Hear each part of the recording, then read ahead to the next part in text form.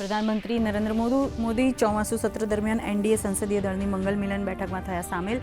વિવિધ મુદ્દાઓ પર સંસદમાં એનડીએની સહિયારી વ્યૂહરચના પર ચર્ચા. પીએમ મોદીએ સાંસદોને વિવિધ મુદ્દે આપ્યું માર્ગદર્શન.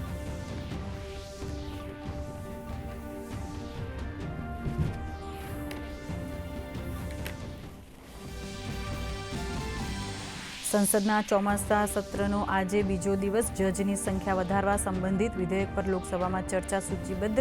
રાજ્યસભામાં થશે રજૂ રાષ્ટ્રગૌરવ અપમાન નિવારણ સંશોધક વિધેયક 2026.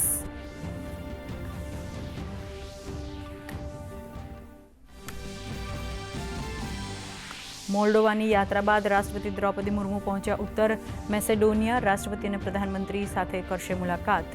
દ્વિપક્ષીય મુદ્દાઓ પર થશે ચર્ચા.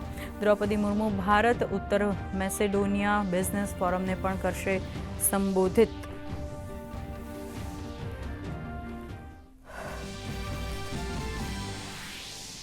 એન્ડી બર્નહેમે બન્યા યુનાઇટેડ કિંગડમના નવા પ્રધાનમંત્રી. મોટા રાજકીય અને આર્થિક પરિવર્તનનું આપ્યું વચન. પ્રધાનમંત્રી મોદીએ પાઠવી શુભકામના. કહ્યું, બંને દેશો માટે એક સહિયારા ભવિષ્ય પર કામ કરવા આતુર.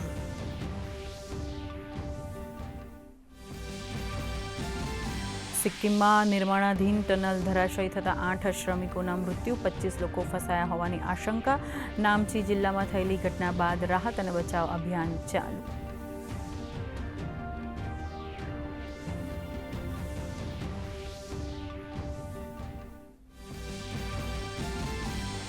ઉત્તર ભારતમાં ચોમાસું સક્રિય. ભારે વરસાદને કારણે હિમાચલ, જમ્મુ કાશ્મીર અને આસામના અનેક વિસ્તારોમાં જનજીવન પ્રભાવિત. હવામાન વિભાગે આજે પણ ભારે વરસાદનું એલર્ટ કર્યું જાહેર.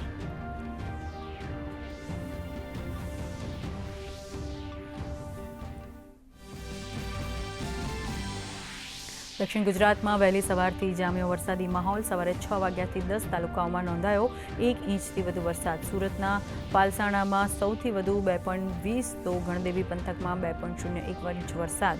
આજે સુરત, નવસારી સહિત 7 જિલ્લાઓમાં યલો એલર્ટ જાહેર. ભારતીય શેર બજારમાં નરમાઈ. સેન્સેક્સ 77,400ની સપાટીએ, જ્યારે નિફ્ટી 24,000 આસપાસ યથાવત. સોનામાં ₹913 તો ચાંદીમાં 2,000નો વધારો. ક્રૂડ ઓઇલના ભાવ વધીને થયા $88 થી $90 પ્રતિ બેરલ.